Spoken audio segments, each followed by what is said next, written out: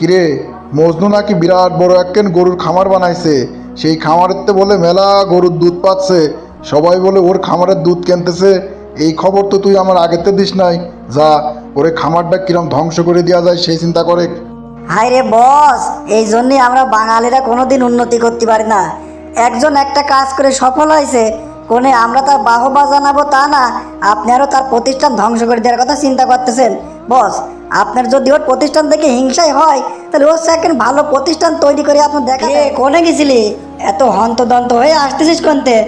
আর কোষ না রে ভাই, গেছিলাম মজনু কাকার গরুর খামার দেখতি।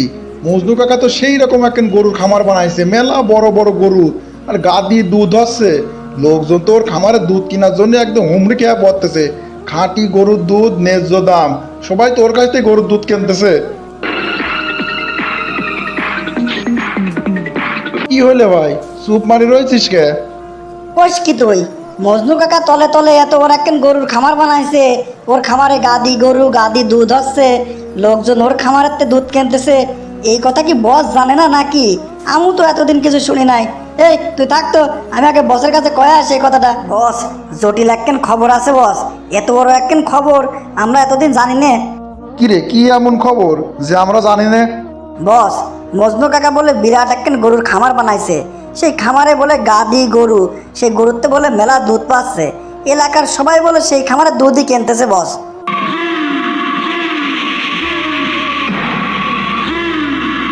কি হলো বস? এত বড় একখান খবর দিলাম, আপনি শুনে চুপচাপ রয়েছেন, কিছু করছেন না। মজনু এত বড় একখান গরুর খামার বানাইছে, এত সুনাম হচ্ছে, সেই খামারের তে এত বড়টা ব্যবসা করতেছে। এটা তো কোনো রকম মানিয়ে নেওয়া যায় না রে। ওই খামারে হানা দে, খামারটা কিরকম করে ধ্বংস করে দেওয়া যায় চিন্তা কর। বস, এলাকার সবাই তো ওর খামারেতে দুধ কিনতেছে, ওর খামারে কি হানা দেওয়া যাবে না নাকি? সবাই তো ওর পক্ষে। ও এমন বিশ্বস্ততা অর্জন করেছে, সবাই খালি ওর খামারেতেই দুধ কিনে খাচ্ছে, বাইরেতে তো কেউ দুধ কিনতেইছে না বস। সোজা আঙুলি ঘি না উঠলি আঙুল বেঁকা করতে হয়, তুই কি সেইটাও জানিস না রে?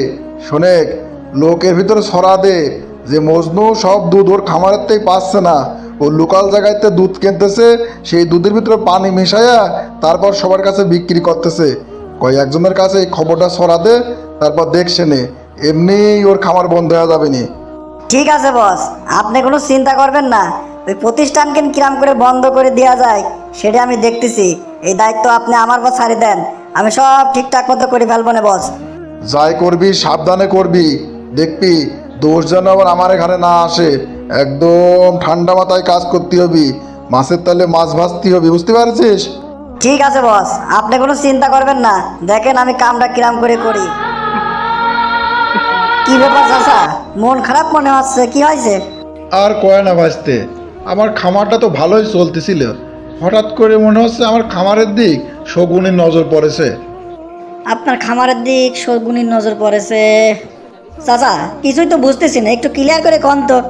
ক্লিয়ার করে আর কি কবরে বেটা, কত টাকা পয়সা খরচ করে খামারটা করেছিলাম, একটা পজিশনেও আসলাম, এখন হুট করে দেখতেছি আমার খামারের বিরুদ্ধে মনে হচ্ছে ষড়যন্ত্র চলতেছে। কারা যেন অপপ্রচার চালাচ্ছে, আমি বলে লোকাল ঘোষের কাছ থেকে গরুর দুধ কিনে আমার খামারের গরুর দুধ বলে চলাচ্ছি, এর ভিতর বলে আবার ভেজালও মেশাচ্ছি। তুমি কও বেটা, এটা কি হতে পারে? আমি কি এতই খারাপ? ঠিক আছে চাচা, আপনি কোনো চিন্তা করবেন না, আমি বুঝতে পারতেছি কি হচ্ছে। আপনার এই প্রতিষ্ঠানের পিছনে কার শগুনের চোখ পড়েছে সেটা আমি আন্দাজ করতে পারতেছি। চাচা, আপনি একটু ধৈর্য ধরেন, আমি দেখতেছি কি করা যায়। এই বস কোনে গেছে রে? বসের দেখতেছি নে, বস কোনে গেছে তুই কি জানিস? বস তো আজ অফিসে ঢুকেই নাই, বস বাড়িতেই আছে। আচ্ছা ঠিক আছে, তাহলে বসের বাড়িতেই যাই দেখি। কিরে, তুই কোনে থাকিস? তোর তো ইদানিং কোনো পাত্তাই পাওয়া যায় না রে। একটা জব্বর খবর পেলাম, এই খবরটা আশা করেছিলাম তোর কাছ থেকে পাবো, কিন্তু খবরটা আমার তোর কাছ থেকে না পেয়ে অন্য জায়গাতে পাওয়া লাগলে। কি খবর বস? আমার কাছ থেকে খবর পাওয়ার কথা ছিল, সেটা আপনি অন্য জায়গাতে পাইছেন, কিছুই তো বুঝলাম না, খবরটা কি? কিরে, মজদুর নাকি বিরাট বড় একখান গরুর খামার বানাইছে, সেই খামারে গাদি গরু, গরুতে মেলা দুধ হচ্ছে, এলাকার লোক বলে ওর কাছ থেকে দুধ কিনতেছে। যা, ওরে খামারটা বন্ধ করে দেওয়ার ব্যবস্থা কর, ওর ব্যবসা কেন যেন ধ্বংস হয়ে যায়, ওর প্রতিষ্ঠানের ধ্বংস দেখতে চাই আমি। এই যে বস, আমরা হলাম বাঙালির সবচেয়ে বেশি বড় খারাপ, আমরা কারোর ভালো দেখতেই পারি না। একজন কষ্ট করে একটা প্রতিষ্ঠান দাঁড় করাইছে, সেই প্রতিষ্ঠান সুনামের সাথে চলতেছে, আমরা কোনো খুশি হব তা না, আমরা আরো চিন্তা করতেছি তার প্রতিষ্ঠানটা কিরাম করে ধ্বংস করে দেওয়া যায়। এই আমি কি তোর কাছ থেকে নীতি কথা শুনতে চাইছি নাকি রে? আমি একটাই জিনিস চাই, ওর ওই প্রতিষ্ঠান ধ্বংস হয়ে যাক। ওই প্রতিষ্ঠান করে ও যেন কোনো রকম বড় হতে না পারে। সবাই ওই প্রতিষ্ঠানের দিকে ঝুঁকতেছে, এইটা তোমার ভালো লাগতেছে না? আচ্ছা বস, আমরা এরকম কে? একজনের উন্নতি আমরা কোনো রকম সহ্যই করতে পারি না। সে তিল তিল করে একটা প্রতিষ্ঠান দাঁড় করাইছে, তার প্রতিষ্ঠানটা আমরা ধ্বংস করে দেওয়ার চিন্তা করতেছি। এটা কি ঠিক নাকি? আমরা হিংসে করব কিভাবে? আমাদের হিংসে করা উচিত। একজনের একটা প্রতিষ্ঠান দাঁড় করাইছে, সেই প্রতিষ্ঠানটা দেখে যদি আমাদের হিংসে হয়, তাহলে আমাদের করণীয় হচ্ছে তার পাল্টা বিপরীতে একটা প্রতিষ্ঠান দাঁড় করাইয়া দেখা দেওয়া। কিন্তু আমরা তা করি না। আমরা তা না করে আরও সেই প্রতিষ্ঠানটা ধ্বংস করে দিতে চাই। ওর ওই প্রতিষ্ঠানের থেকে মানুষ কত উপকৃত হচ্ছে, কত মানুষ কাজ করতেছে ওর ওই জায়গায় থেকে কত মানুষের মুনাফা হচ্ছে, এইটা তো আমার চিন্তা করা উচিত। এ তো দেশেই টাকা আসতেছে, তাই না? আমাদের দেশ তো আর ওই প্রতিষ্ঠানের জন্যই উন্নতি হচ্ছে। আমরা যদি প্রতিষ্ঠানটা ধ্বংস করে দিই, তাহলে তো আমার দেশেরই ক্ষতি। তুই তো ঠিক কথা কয়েছিস রে। ওর প্রতিষ্ঠান ধ্বংস করে দেওয়ার চিন্তা না করে আমার ওর বিপরীত আর একটা প্রতিষ্ঠান দাঁড় করাইয়া দেখা দেওয়া উচিত যে আমিও পারি। আমি সেই চিন্তা না করে ওর প্রতিষ্ঠান কিনা আরও ধ্বংস করে দিতে চাচ্ছি। তুই এক কাম কর, ওর খামার পরিদর্শনে যা। ওর খামারে কয়টা গরু আছে, ওর খামারটা কত বড়, কয়জন লোক ওর খামারে কাজ করে, পুরো তথ্য আমার কাছে নিয়ে এসে দে। আমিও একটা প্রতিষ্ঠান দাঁড় করাইয়া দেখা দেবো যে আমিও পারি। এই তো বস, আমি আপনার কথা শুনে খুবই খুশি হলাম।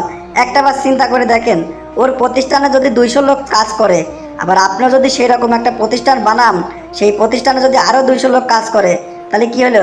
আরও 200 লোকের কর্মসংস্থান হইলো। এভাবেই কিন্তু আমাদের উচিত। কারোর প্রতি হিংসা করলে পরে হিংসার জবাবটা এইভাবে দেওয়ার।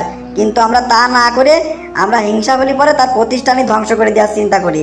এরকম করলে তো আমার দেশ কোনো রকমই আগাবে না বস। তুই আজকে আমার চোখ খুলে দিছিস। আর শোন, ওর প্রতিষ্ঠানে যারা চাকরি করে তার বেতন কত করে সেইটাও শুনে আসবি। ও যা বেতন দেয় আমি তার থেকে বেশি বেতন দেব। এইটাই হবে আমার প্রতিশোধ। হচ্ছে বড় একটা প্রতিষ্ঠান দাঁড় করাবো, হচ্ছে বেশি লোক আমার প্রতিষ্ঠানে কাজ করবি, ওর থেকে বেশি বেতন দেবো আমি। যা, পুরো তথ্য নিয়ে এসে দে আমার কাছে।